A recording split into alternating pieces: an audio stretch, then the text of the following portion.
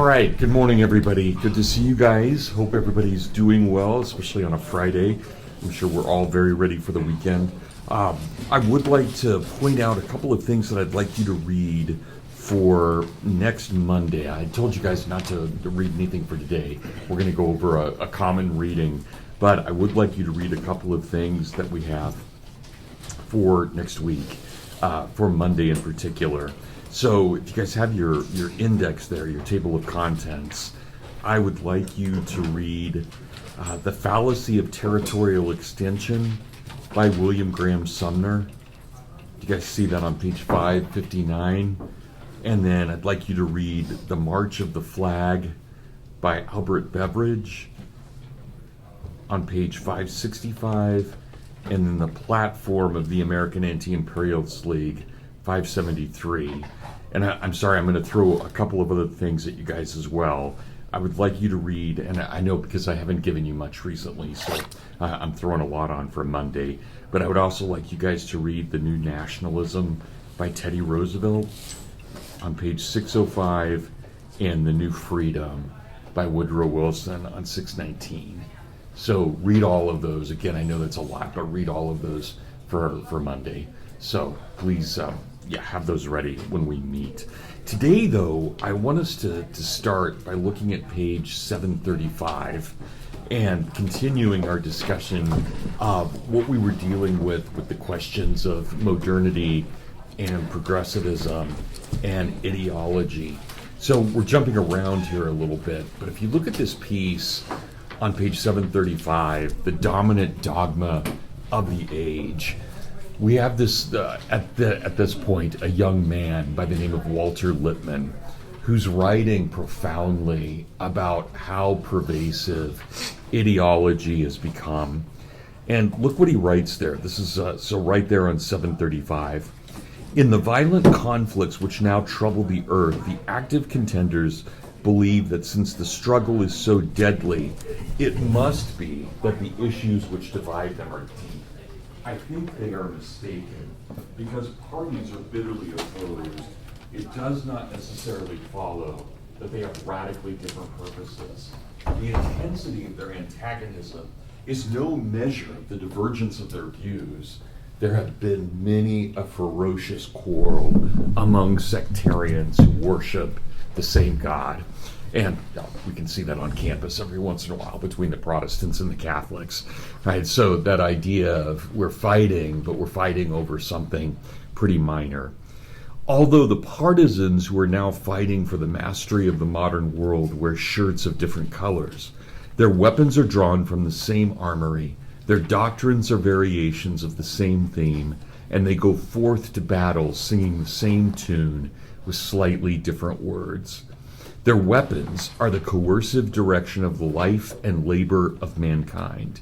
Their doctrine is that of disorder and misery. It can be only overcome by more and more compulsory organization. Their promise is that through the power of the state, men can be made happy. And so this becomes the kind of just mantra of, say, the last 10 years of the 19th century and the first 40 years, if not more, of the 20th century.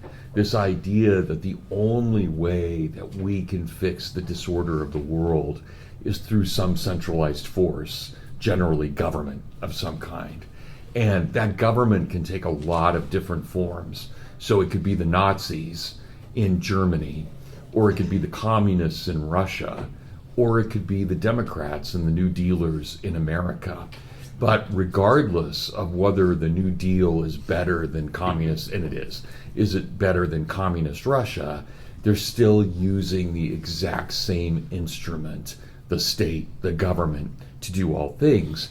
And remember what we saw with those numbers that I put on the board on Wednesday.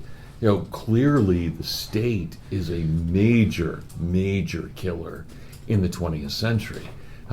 The most important killer of the 20th century, responsible for 205 million murders.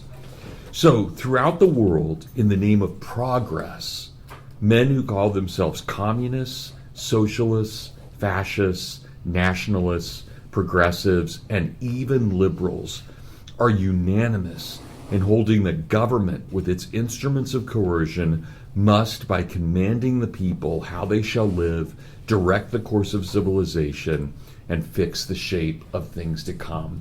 So everybody, doesn't matter, left, right, they all believe that the only instrument of change is the government. So jump down to the next paragraph.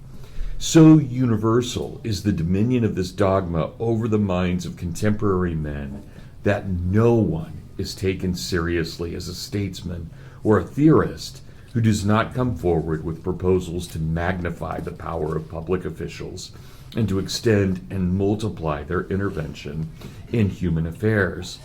Unless he is authoritarian and collectivist, he is a mossback, a reactionary, at best an amiable eccentric, swimming hopelessly against the tide, and it is a strong tide. So this seems to be just the norm of everything at the beginning of the 20th century, and really all the way up until today. I don't think we've lost that idea. But that idea that it is the state that can do all of this, and yet we've seen, imagine even a relatively liberal, in the best sense, state like America and the federal government. What do we do during World War II? We take every person of Japanese American ancestry, we take away all their property, and we put them on 6 concentration camps in America. Right? This is all under the New Deal. So we do horrible, horrible things as well with our state. And so that's part of what Lippman is recognizing here, that all of that could be dastardly. So yeah, there's no doubt the Nazis are worse than we are. There's no doubt that the communists are worse than we are. But we still did some really terrible things with our government. And so that idea that we use the government as a force of positive change, well, that's something that we really, really need to take into account and be very critical about overall. Okay, but now what I want us to do is, and this is why I didn't have you guys read anything for today, I want us to look at a specific case of an ideologue and why he repents. So please turn to page 779. So 779, and we're going to look at this example of a very famous figure who had been a communist. He's an American, but he had been a communist, and then he repents of that communism. He reports it to the FBI, and he turns in those people that he knew who were communists in America as well. So this is all part of what we call, in the late 1940s and the early 1950s, it's called the Red Scare. The idea that communists have infiltrated all of America. And there's good reason for this, to believe this. In fact, and it's true that the communists had done that. We didn't know that for certain up until the Soviet archives were opened in 1991. And they were open for only 3 years, 1991 and 1994, before Russia shut them down again. But we were able to learn a lot about what the Soviet Union was doing in America. And the key figure in America, a guy that I want you to know his name, is Alger Hiss. And here's what happens with Hiss. So Hiss comes from a very old, wealthy, white American family. These guys are what in an earlier day we would have called Brahmins. That is the highest of the caste in America. So this guy is the elite of the elite. And he goes to the Ivy League schools, and then after Ivy League schools, he goes into government. And in particular, he becomes the main aide of President Roosevelt, of President FDR, right? Franklin Delano Roosevelt. He becomes the main aide. And we know that in many negotiations about the post-war world, so what would post-World War II look like? We know that it was Hiss who was negotiating with Stalin. And as it turns out, this is basically having two guys who love each other negotiate a rough treaty, because it turns out that Alger Hiss was actually in the pay of the Soviet Union. So here, our representative in all dialogue with the Soviet Union about the end of the war is himself a Soviet spy, even though he's an American. And that was hard for many Americans to believe. And the reason is because Hiss was very popular, and he was good looking, he was extremely intelligent, he was extremely articulate, and so people just naturally believed him. He was an all-American kid, and everybody thought the best of him. But it turns out we should have been thinking the absolute worst of him. He was horrible. He was a traitor to America in every way. So this guy that we're going to read today, Whittaker Chambers is the one who came forward and said, yeah, Hiss was my main contact. Hiss was the reason I became a communist. Hiss was the person that I was negotiating with. And this is just utterly hard to believe for Americans at the time. And what you have to realize is that this trial that happens, called the trial of Alger Hiss, or called the Chambers Hiss case, was the very first trial ever publicized on American TV. TV's brand new, right? It's absolutely brand new. It's just invented. And it's just starting to become something that consumers can afford. And even if you can't afford one, there are TV shops all across town. And I'm sure you guys have seen pictures of crowds in front of TV windows watching the news, because this is such a new novelty to have a TV. I know that sounds bizarre for us, right? Probably every room of our houses has a TV, but that for them, this is utterly rare. And so here's the problem with being televised. Obviously, appearance is going to matter. And here's Hiss, great looking guy, totally articulate, really intelligent, dressed to the nines, and he looks great on TV. But Whittaker Chambers, who's his opposition, is about 200 pounds overweight. He sweats all the time. He hates public speaking. He kind of mumbles, and he can't get words out at all. And even though he is the voice of truth in all of this, if you were just looking at the TV and judging between these two men, you would always go with Hiss rather than going with Chambers. So it's just all a part of the Chambers case. And this is a weird little trivial point, and you guys are going to wonder where I'm going with this. But how many of you have ever seen the Charlie Brown Peanuts Halloween special? Just a couple of you? I figured maybe more of you had seen that. But in that story, they're waiting for the Great Pumpkin. And the Great Pumpkin is Whittaker Chambers, because Whittaker Chambers would hide his microfilm for the FBI to come get in pumpkin patches. And so he would put his microfilm in a certain pumpkin, the FBI would come along, take it, and then develop it. And so that's why Charles Schulz puts in the Great Pumpkin, kind of teasing playfully who this Whittaker Chambers is. But that now, when you guys watch that show, you'll always think about this guy, Whittaker Chambers. Okay, so let's just go through it. And I'm going to, if you guys don't mind, I'm just going to do a lot of reading today. I love this piece. I think it's the most beautiful piece that we have in the Reader. It's absolutely gorgeous in its writing, but it's terrifying too, which is part of its beauty, that it recognizes so much evil in the world. So let's just start there on page 779. And he writes this. Witness, by the way, his book that he writes comes out in 1952, and it would not be an exaggeration to say that all modern conservatism and libertarianism comes from this book. It's a really important book. It's huge. It's maybe like 1,200 pages long. And it's the whole story of why he became a communist and why he left it. But this opening that we're going to read is a really famous introduction. and he writes it as though his children are still basically 12 and 10. So it's a letter to my children trying to explain why their dad had been a bad guy. And he loves his kids. He absolutely loves his kids. And now he has to say, you guys, I really, really messed up, right? I betrayed the country in every way. This is very powerful. Beloved children, I am sitting in the kitchen of the little house at Medford, our second farm, which is cut off by the ridge, and a quarter-mile across the fields from our home place, where you are. I am writing a book. In it, I am speaking to you, but I am also speaking to the world. To both, I owe an accounting.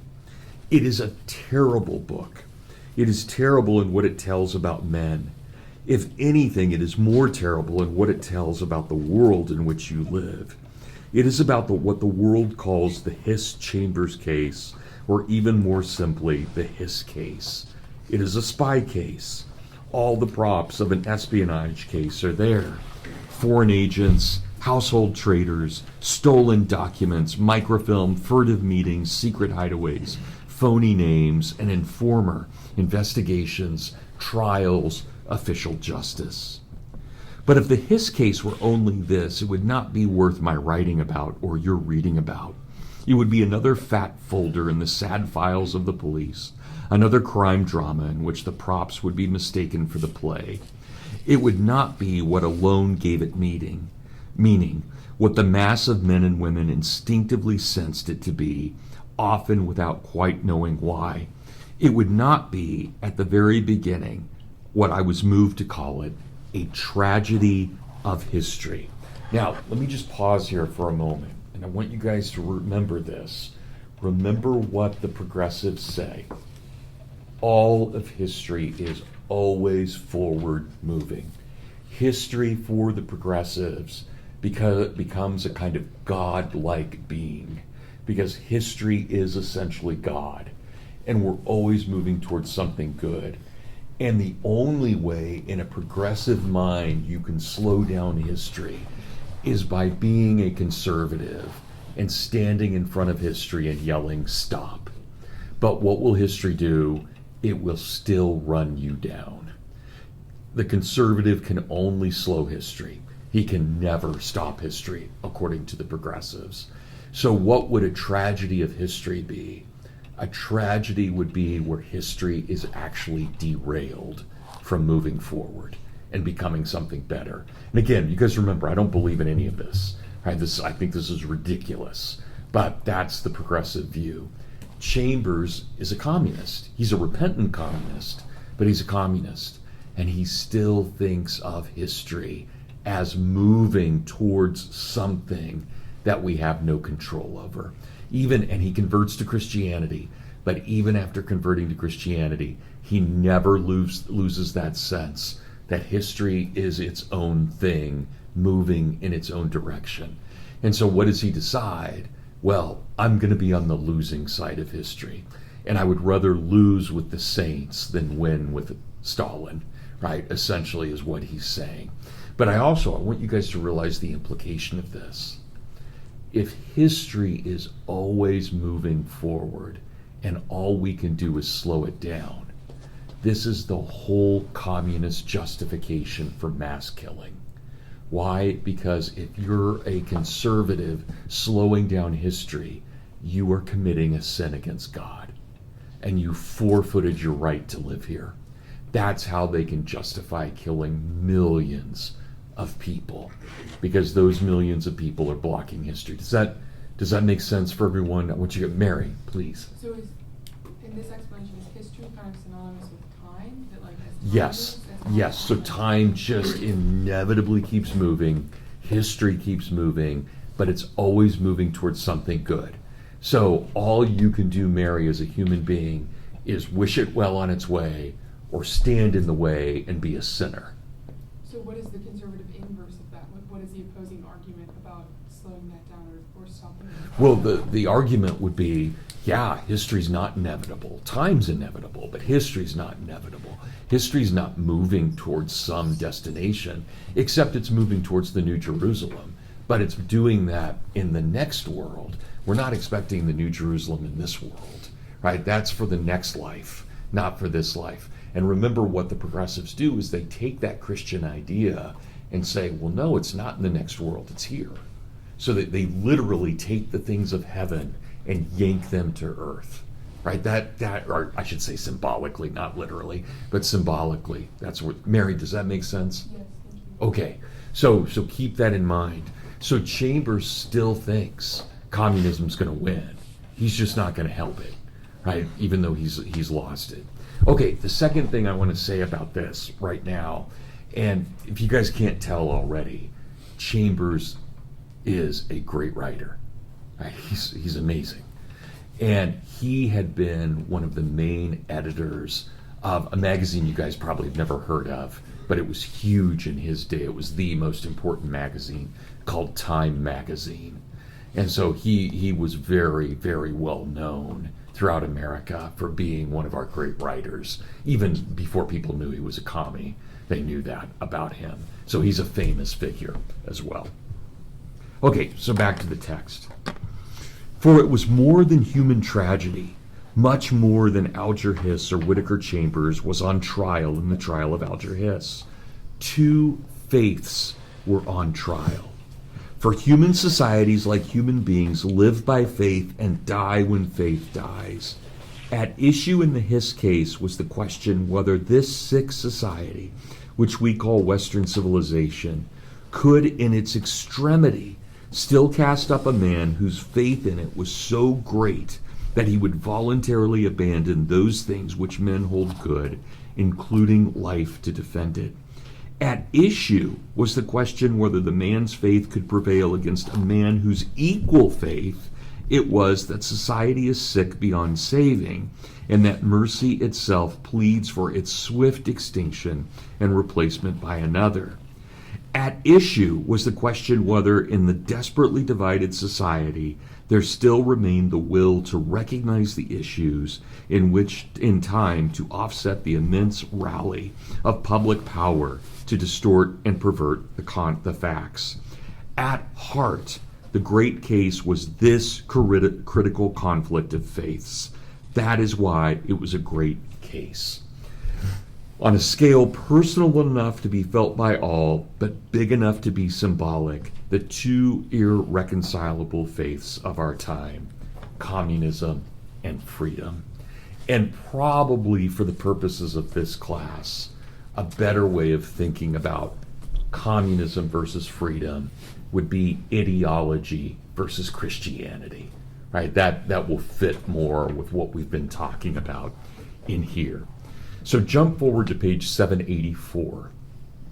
784, we have this discussion. And again, remember, Chambers is explaining this to his children, but he also had to explain this to the House of Representatives. So top of page 784. I see in communism the focus of the concentrated evil of our time. And you guys, for what it's worth, I totally agree with him. There was nothing more evil than communism, and of course Nazism. But remember, we defeated the Nazis, so it's just the communists that are left over. And we haven't talked about this yet, but after World War II, let's just take 1950. If we took the year 1950, we could exactly evenly divide the globe between those who were free and those who were under communist rule. That's how powerful communism was. It was in every continent except for Australia and Antarctica. Those were the only two places safe from communism. Even in North America, Mexico became communist from 1917 to 1930. So it's everywhere in the world. People are adopting it left and right. But it is the concentrated evil of our time. You will ask, why then do men become communists? How did it happen that you, our gentle and loved father, were once a communist? Were you simply stupid? No, I was not stupid. Were you morally depraved? No, I was not morally depraved. Indeed, educated men become communists chiefly for moral reasons. All right, we have to really wrestle with that, guys.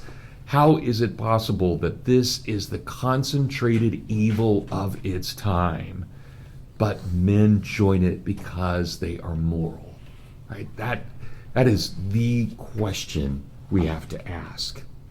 Did you not know that the crimes and horrors of communism are inherent in communism? Yes, I knew that fact. Then why did you become a communist?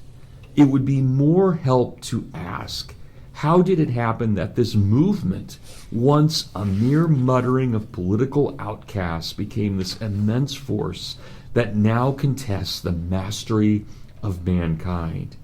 Even when all the chances and mistakes of history are allowed for, the answer must be communism makes some profound appeal to the American mind. You will not find out what it is by calling it names. That will not help you much in explaining why communism, whose horrors on a scale unparalleled in history, remember the numbers from Wednesday, are now public knowledge, still recruits its thousands and holds its millions, among them some of the best minds alive. So jump down to that last paragraph on that page 784. The revolutionary heart of communism is not its theatrical appeal. Workers of the world, unite. You have nothing to lose but your change. You have a world to gain. This was a simple statement by Karl Marx, further simplified for handy use. Philosophers have explained the world. It is necessary to change the world. Communists are bound by no secret oath. The tie that binds them across the frontiers of nations, across barriers of language, differences of class and education, in defiance of religion, morality, truth, law, honor, the weaknesses of the body, and the irresolutions of the mind, even unto death, is a simple conviction. It is necessary to change the world. Their power, whose nature baffles the rest of us, because in a large measure the rest of the world has lost its power, is the power to hold convictions and to act upon them. It is the same power that moves mountains. It has an unfailing power to move men. So guys, this is where really the rubber meets the road. This is what we have to ask. Do we not just reject communism? Do we believe in Western civilization? And this is the problem in Whittaker Chambers' time. There were lots of communists and there were lots of anti-communists. But those anti-communists only knew what they hated. They did not know what they loved. And that's the crux of this. And so we can bring up Socrates and Aristotle and Plato and Cicero. We can bring up Jesus. But if we don't love them, that means nothing, right? And that's what we find. We get to a time like 1950, and most Americans hate communism, but they don't know why they love America. And you guys, you'll probably get tired of this in your 4 years at Hillsdale. But remember what our mission at the college is.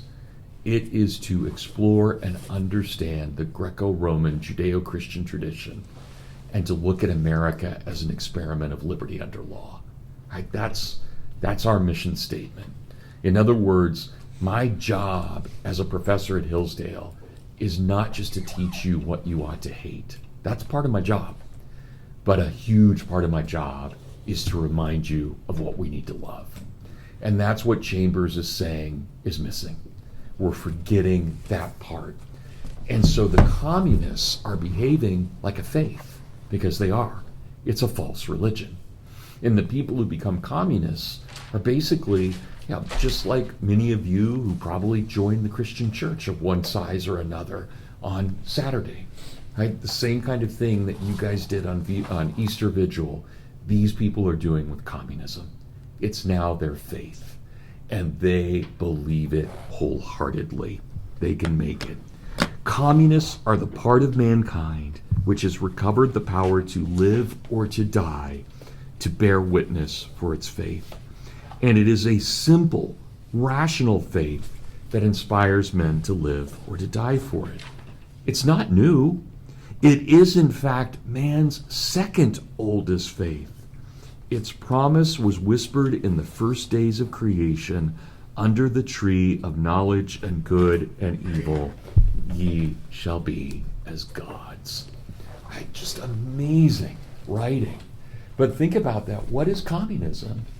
It is Satan's first temptation. That we are gods. That we run the universe. That we are the most important thing in it. We become as gods. And of course, what will happen?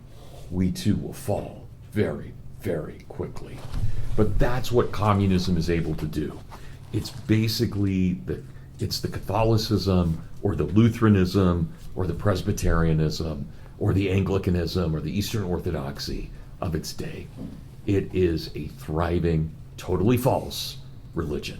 Right? Does that make sense for everybody? Okay, so keep that in mind. Now jump forward a couple pages to 789. So why leave it? Right? If you've got this faith, right? Mary, Joseph, and Jesus, right? You got the faith. Why leave it? What would make you leave it?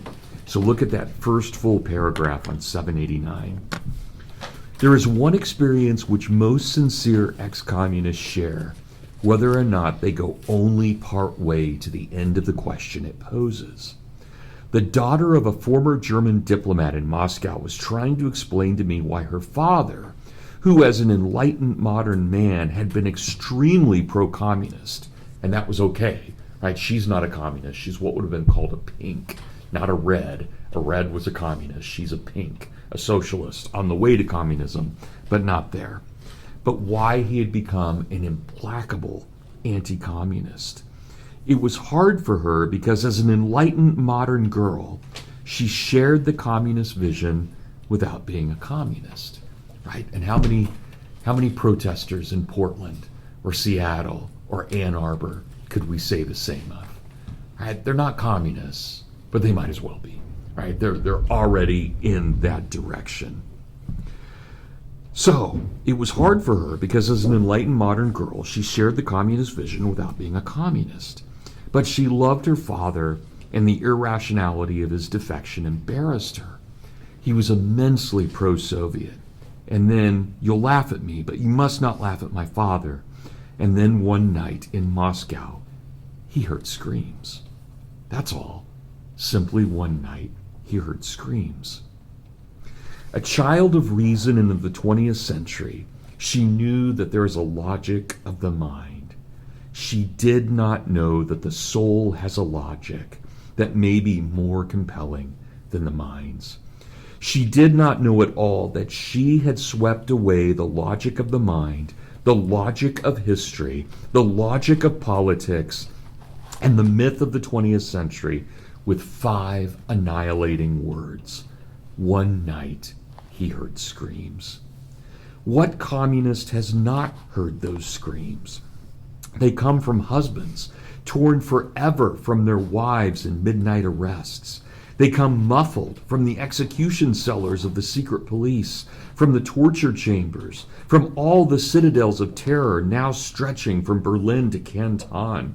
They come from those freight cars loaded with men, women, and children, the enemies of the communist state, locked in, packed in, left on remote sidings to freeze in death at night by the Russian winter.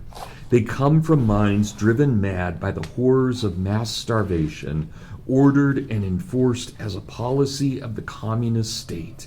They come from the starved skeletons worked to death or flogged to death as an example to others in the freezing filth of subarctic labor camps, right? What we would call the gulag. And they come from children whose parents are suddenly, inexplicably taken away from them. Parents they will never see again. What communist has not heard those screams? And that's what we have to understand. You know, you think about how bad the Inquisition was by Catholics in the Middle Ages. Communist persecution of non-communists is off the charts, right? Again, remember those horrific numbers I put on the board. Just millions of people in Angola, in Mozambique, in Afghanistan, in Nicaragua, in Mexico, in Russia, in China, in all of Eastern Europe. It's just a mass killing field everywhere. And that's half the world. Half the world is under that. And what's the other half? We know what we don't like. We don't know what we like. And I want you guys to know this. This is one reason I absolutely love Ronald Reagan as president. Reagan was always anti-communist. But why? Because he knew their history was wrong. History is not inevitable. It's about the unveiling of God's providence, not man's will. Communism is wrong because it kills and it stifles. Christianity is right because it liberates. It makes us more of what we are meant to be. And so Reagan, and we'll get to him later, I don't want to do a lecture on him now, but Reagan in his first inaugural address said so powerfully, we Americans are ready to be worthy of ourselves. You guys realize how powerful that is? You are ready to be worthy of yourselves. You are ready to be worthy of being made in the image of God. What greater thing could there be than that? Than God actually getting on a cross and dying for us. That's amazing, right? It's so unbelievably amazing. And that's what, I hope in this class, and I hope in your education at Hillsdale, you don't learn just what to hate, but you learn to love what you ought to love, right? It's so important for us that we recognize that. Okay, so back to Chambers, and I love this. Chambers says, all right, well, I was in America. I didn't hear any screams. Right? There was no communist torture going on that I knew of in Baltimore. Right? It wasn't happening. It was all happening elsewhere. So why did I lose my faith in communism? And you guys, I know this will mean more to you and your parents. This won't quite mean as much to you right now as it will when you have kids. But you'll just have to trust me on this. The moment, and there are two moments for Chambers. The moment he changed his mind, he's mad at his daughter. His daughter's in her high chair, and she's throwing her oatmeal on the floor. And he's mad at her. And he wants to correct her. She's a little girl, right? She doesn't know what she's doing. She's just throwing her oatmeal on the floor. And what Chambers says is, I looked at my daughter, and for some reason, my eye rested on the delicate convolutions of her ear. Now just think about that. He's looking at his 2-year-old daughter's ear as she's throwing oatmeal on the floor. And he says, at that moment, I knew you were unique and made in the image of God. Because that ear was your ear. That ear indicated something that will never be seen again in the history of the world. And Chambers says, at that moment, God put his finger on my forehead. I didn't know it. And if I had known it, I would have told God to take a flying leap. I wasn't interested. But that was the beginning at that moment. And then his son, and this might make a little bit more sense to you, but his son was obsessed with Beethoven's Ninth Symphony. You guys, we're all familiar with the Ode to Joy, right? The famous fourth movement that, it's in video games and alarm clocks and everywhere. And we even sing it as a hymn at my church with different words, but we sing it as a hymn. And so it's everywhere. But his son was so taken with the third movement. And if you guys know anything about the structure of a symphony, the third movement is always the slowest. It's the least melodic part of a symphony. And so Chambers is confused, and he asks his son, son, why would you focus on that? It's the fourth movement that's so beautiful. And his boy, who's 9 or 10, looks at his dad and he says, well, Dad, you can't get to the beauty of the fourth movement without going through the tragedy of the third movement. There is no beauty without sorrow. And Chambers starts thinking, that's the Christ story, right? There is no Easter without Good Friday. And it hits him so powerfully. And here's the wisdom of his kids. Now, not where you would expect to find wisdom, but there it is. This beautiful, beautiful moment. So let's just finish this up today, guys. And we may finish a minute early, but I want to read to you one of I think one of the most beautiful passages written in the 20th century. The last couple of pages of this. So turn to page 794. And this is always, I will admit, it's a little hard for me to get through, but it's pretty amazing. So let's just say this about Chambers. Chambers did not win the Hiss case. Congress decided that there was not enough evidence to convict Hiss of being a spy. And if he had been a spy, of course, the penalty would have been death. Right? That's by the Constitution. You commit treason, you're killed.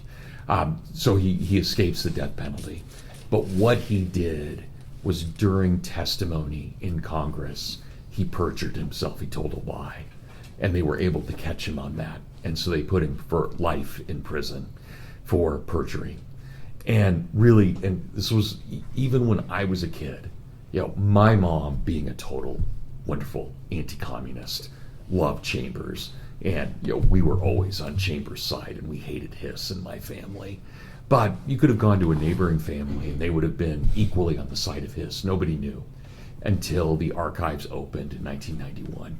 And then, yes, we find, of course, this man had been in the pay of the Soviet Union the whole time. And it was a big deal, right? Because the lefties had been wrong that whole time, and those of us who weren't on the left, we were right. So it was a big moment. And even when I was in college in the late 80s, to bring up the Whittaker Chambers Alger Hiss case, I automatically identified myself as some crazy right-wing conservative for having done that. But again, I was right. But here's the thing about Chambers. He is never in his lifetime proven right. He dies before Hiss does. And so he's never proven right. And he suffers from totally severe depression. So much so. And now, if this were 2026, we'd give him some paroxetine or Paxil and he'd be fine. But don't have that in the 1950s. And so Chambers, all the way up until his natural death, and he does die of natural causes. He dies in 1962. But all the way up until his death, he's always afraid he's going to commit suicide. And he's tempted to do so, constantly tempted to commit suicide. So that's what's going on in this last part I want to read to you. Okay, so line 16 on 794. Dear children, one autumn twilight, when you were much smaller, I slipped away from you in play and stood for a moment alone in the apple orchard near the barn. And then I heard your two voices piping together anxiously, calling to me, Papa, Papa, from the harvested cornfield. In the years when I was away 5 days a week in New York, working to pay for the farm, I used to think of you both before I fell asleep at night. And that is how you almost always came to me. Voices of beloved children calling to me from the gathered fields at dusk. You called to me once again at night in the same orchard. That was a good many years later, a shadow deeper and more chilling than the autumn evening had closed upon us. I mean the Hiss case. It was the first year of the case, and we were doing the evening milking together. For us, one of the few happy results of the case was that at last I could be home with you most of the time. I was washing and disinfecting the cows and putting on and taking off the milkers. You were stripping after me. In the quiet, there suddenly swept over my mind a clear realization of our true position. Obscure, all but friendless people, some of my great friends had already taken refuge in aloofness. The others I had withdrawn from so as not to involve them in my affairs.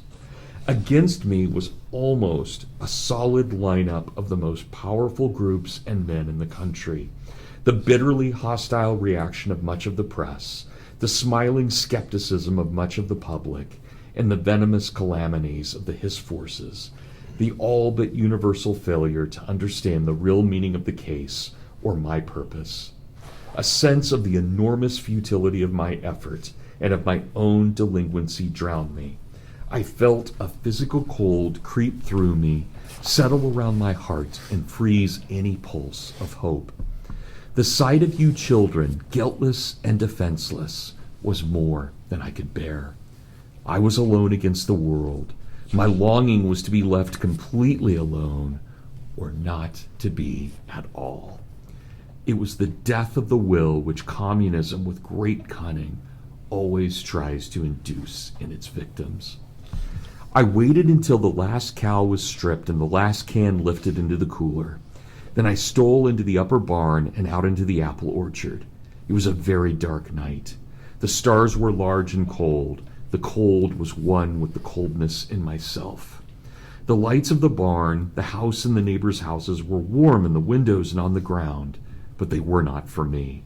And then I heard Ellen call me in the barn and John call, "Papa!" Still calling, Ellen went down to the house to see if I was there. I heard John opening gates as he went to the calf barn, and he called me there. With all the longing of my love for you, I wanted to answer. But if I answered, I must come back to the living world. I could not do that.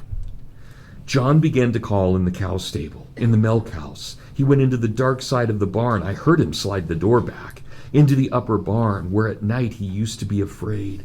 He stepped outside in the dark, calling, "Papa, Papa," and then frantically, on the verge of tears, "Papa!" I walked over to him. I felt that I was making the most terrible surrender I should have to make on this earth. "Papa," he cried, and threw his arms around me. "Don't ever go away." "No," I said, "I won't ever go away." And both of us knew that the words "go away" stood for something else, and that I had given him my promise not to kill myself. Later on, as you will see, I was tempted in my wretchedness to break that promise.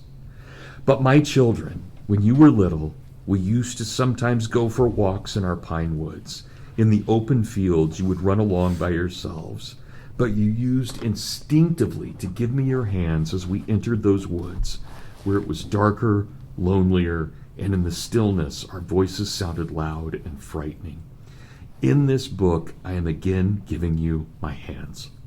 I am leading you, not through cool pine woods, but up and up a narrow defile between bare and steep rocks, from which in shadow things uncoil and slither away. It will be dark, but in the end, if I have led you aright, you will make out 3 crosses, from 2 of which hang thieves. I have brought you to Golgotha, the place of skulls, and this is the meaning of the journey. Before you understand, I may not be there. My hands may have slipped from yours. It will not matter, for when you understand what you see, you will no longer be children. You will know that life is pain, and that each of us hangs upon a cross of himself. And when you know that this is true of every man, woman, and child on earth, you will be wise.